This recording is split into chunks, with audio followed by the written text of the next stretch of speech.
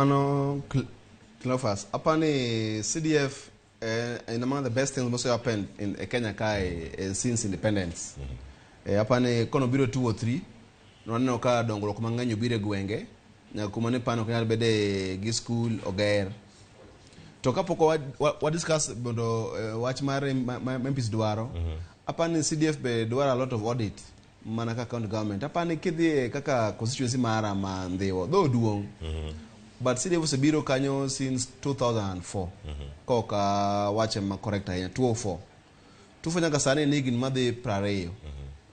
Akege omyo skudo pogo tiek lose. Gi CDF ni. Toka kangeyo no wangi skudo 130. Kada ke wache ni school ka million apare akaiga.